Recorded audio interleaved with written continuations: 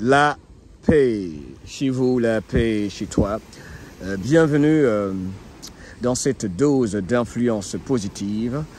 Influence positive dont l'objectif est de partager avec toi des idées, des astuces, des informations pour que tu te sentes bien. Et tout cela basé sur mon expérience personnelle. Des idées, des astuces que tu peux implémenter dans ta vie immédiatement. Alors aujourd'hui, j'ai envie de parler de cet aspect de l'art de la guerre qui est très important, à savoir les différents groupes qui existent ou les catégories de personnes qui existent sur notre jolie planète durant une guerre qui dure depuis très longtemps, dont pas mal n'étaient pas conscients. Et je le dis respectueusement, ok? C'est la meilleure façon pour moi d'exprimer ce que je veux partager ici. De quoi est-ce que je parle?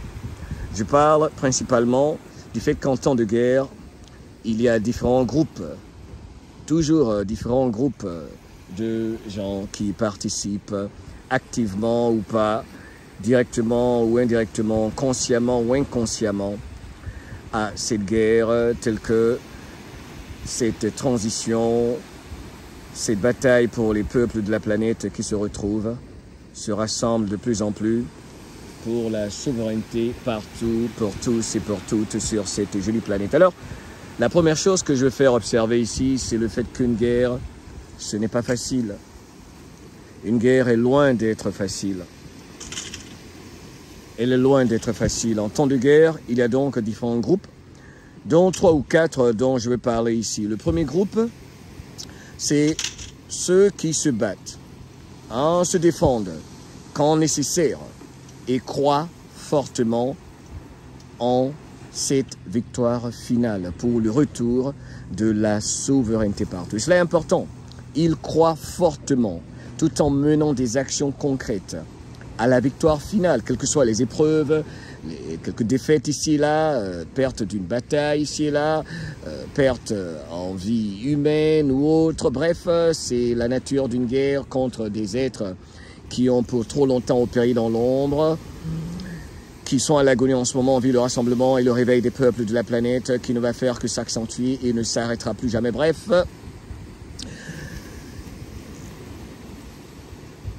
les humains qui prennent conscience de leurs valeurs, font leurs recherches et tirent leurs propres conclusions, se rendent compte, encore une fois, qu'il y a la possibilité enfin, de réduire le degré de division entre les populations de la planète, ce qui nous a fait défaut, et de nous rassembler afin de vivre ensemble dans l'abondance, la paix, la prospérité partout, pour tous et toutes sur cette jolie planète. Donc il y a ce premier groupe, ceux actifs qui se battent, se défendent de plusieurs façons, que ce soit pour l'aspect de la guerre, de l'information, car c'est une guerre multidimensionnelle, ceux qui se battent, se défendent quand nécessaire et croient fortement à la victoire finale. Il y a également ceux qui participent à la guerre cinétique, sur l'aspect physique des choses, la guerre sur le terrain, et on remercie les militaires partout qui font des sacrifices énormes, et on prie pour l'âme de ceux déjà qui ont fait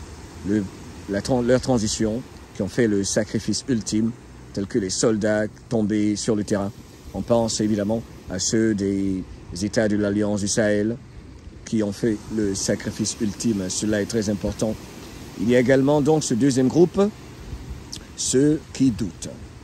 Ben oui, ceux qui doutent, hein. Un pied dedans, un pied dehors. Ceux qui doutent, en général, ne font pas grand-chose, mais divisent et empoisonnent le mouvement avec leur esprit pessimiste, négatif, et leur attitude souvent égocentrique. Quand est-ce que ceci va finir? Ce sont ces gens-là qui posent toujours ces questions. Quand est-ce que tout ceci va finir? Mais purée, tu fais quoi, toi, pour que ça finisse? Et si tu prenais tes outils et tout, je sais pas, tout ce que tu as comme outils pour participer à cette guerre pour la souveraineté partout, pour qu'elle finisse demain alors, puisque tu es si puissant, you feel so entitled, tu penses qu'on te doit, je ne sais quoi, je ne sais pas pour qui ces gens-là se prennent, quand est-ce que tout ceci va finir? Il y en a marre, il y en a marre. C'est incroyable, jamais je me suis mis dans cette position, ou j'ose même me mettre dans une telle position victimaire de faiblesse, de celui qui cherche un bouc émissaire ou qui attend la cavalerie ou un sauveur. C'est incroyable ce genre de personnes. Donc il y a ce groupe de personnes, n'est-ce pas, ne font rien, divisent et empoisonnent le mouvement de grand réveil avec leur esprit négatif et pessimiste.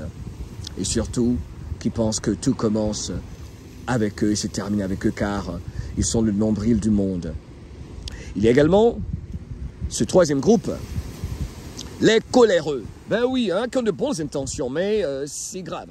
Les coléreux qui veulent tout régler avec la force, la violence, sans réserve, et qui mettent de l'huile sur le feu sans le savoir.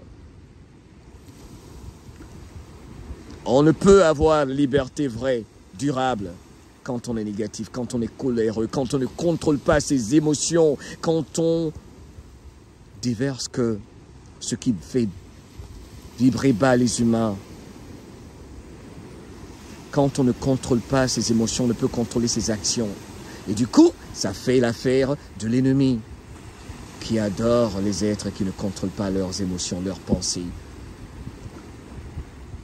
qui réagissent sans prendre un peu de recul, analyser la situation, rester calme malgré les attaques de l'ennemi et frapper au bon moment quand l'ennemi s'y attend le moins.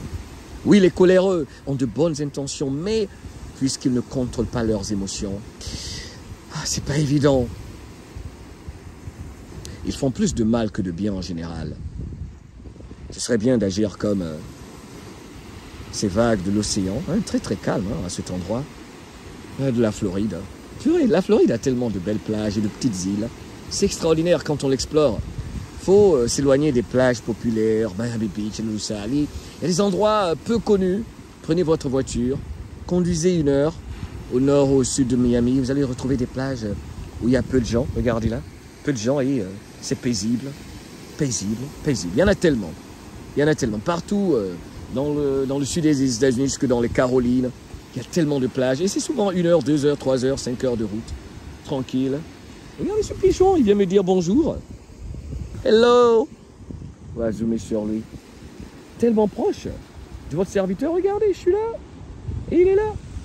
Excusez-moi de faire ça. Comment tu vas, toi? Ça va bien? Joli pigeon.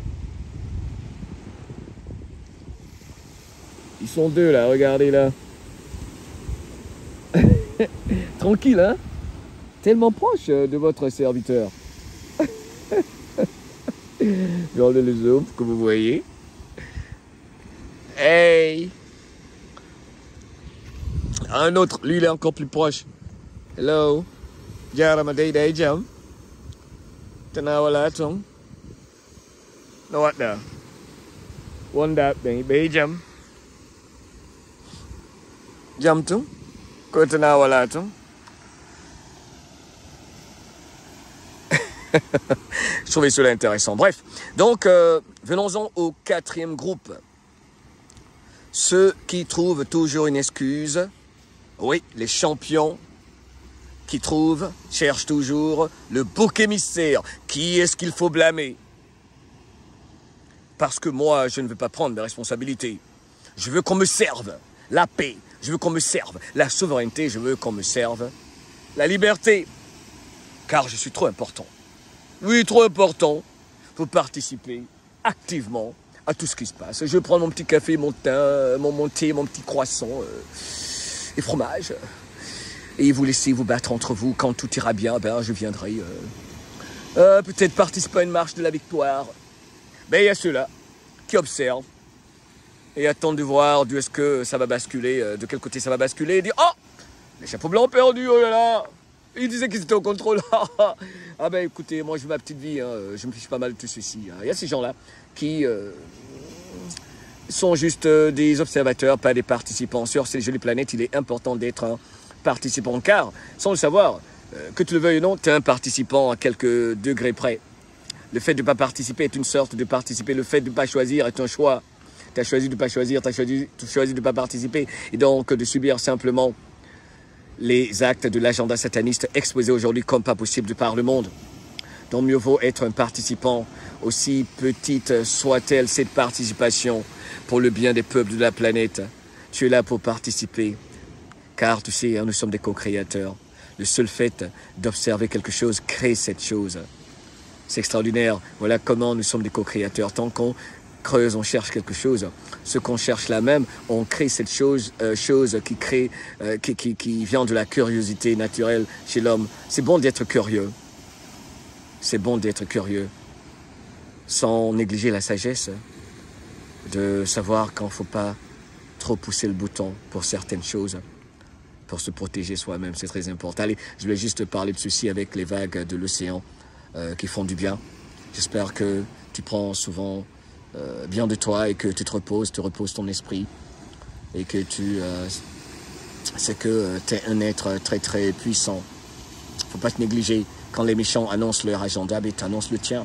Ils te disent, on annonce ceci pour la planète, il faut que tout le monde soit par exemple confiné, il faut que tout le monde, par exemple, cesse de respirer, cesse de faire la cuisine, parce que le climat est en danger avec leurs gros mensonges. Mais tu fais ton annonce, car c'est comme s'ils nous lancent des sorts. C'est de la sorcellerie en quelque sorte, n'est-ce pas? C'est lancer des sorts avec leurs messages pour paralyser votre esprit. Et quand les gens se sous-estiment, se disent qu'ils doivent obéir à cette oligarchie, à cette soi-disant élite, à ces soi-disant élus, qui ne sont que des sélectionnés, pas des élus, car les élections sont des sélections pour élire leurs marionnettes sur la base de la fraude, et c'est pareil partout. C'est pour ça que le mythe de la démocratie est en train de tomber. C'est extraordinaire.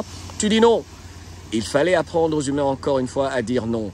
Et donc, tous et toutes, saisissons cette étincelle du mouvement de grand réveil qui ne s'arrêtera plus, qui va se faire progressivement, plus lentement par endroits, plus rapidement dans d'autres, où il y a des peuples solidaires, des leaders patriotes qui sont debout, car tout est clair aujourd'hui sur la planète. Il y a les leaders mondialistes qui travaillent contre l'intérêt de leur peuple et les leaders patriotes qui travaillent pour les intérêts de leur peuple, qui eux-mêmes ont compris qu'ils doivent participer, car la collaboration ultime que les mondialistes ne peuvent pas vaincre ni battre, c'est la collaboration entre les élites patriotiques. J'aime pas ce terme. Entre les leaders, voilà, je voulais dire patriotiques, et le peuple. Et le plus bel exemple est au sein des États de l'Alliance du Sahel avec le Burkina Faso et Ibrahim Traoré, le peuple malien, Assimi Goïta, Choguel Maïga,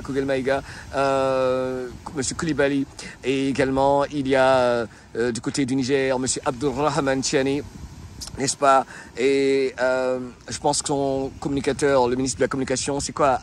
Hamadou, quelque chose Mahamoud, qui est extraordinaire comme communicateur au sein du gouvernement du Niger et du peuple nigérien. Il a cette belle collaboration qui est extraordinaire, qui est efficace, qui fait dégager les méchants, les traîtres, car il y a des cellules dormantes au sein de ces nations. C'est ce qu'il fallait comprendre. Il faut la participation du peuple, et c'est ce qui se passe également ici aux États-Unis, n'est-ce pas, entre Donald Trump et les patriotes américains. Et ce mouvement est extraordinaire. Il y a un vent de liberté dans l'air. Il faut le saisir. Il faut s'éloigner des pessimistes, car se battre, être debout, garder l'espoir, ça ne veut pas dire qu'on n'est pas conscient des actions permanentes du méchant qui ne sait que faire ça dès qu'il se réveille le matin. On participe tout en restant positif, et c'est ça qu'il n'aime pas. Quand on se bat, on est un vaillant guerrier positif qui vibre le positif, et on dit, tu sais quoi, tu annonces tes mauvaises nouvelles et tout, on sait que tu as tes cellules dormantes, vous avez vos experts menteurs, vos journalistes menteurs qui nous imposent vos conneries, qui veulent nous imposer nos conneries et qui veulent qu'on dise non sans remettre en question ce que vous annoncez, tel que les pandémies. Mais maintenant on a compris, il fallait justement ce choc-là, et tout le monde se réveille, des chocs énormes, tels que le fait que les piqûres, c'est dangereux pour nous, et également que la démocratie votée, ça ne sert pratiquement plus à rien. Bienvenue dans le grand réveil qui ne s'arrêtera plus. I love you, merci de continuer de faire ta part. Quelle époque pour être vivant. Ciao, ciao. Moi, Médialo pour te servir. Abonne-toi, partage. Ciao, ciao.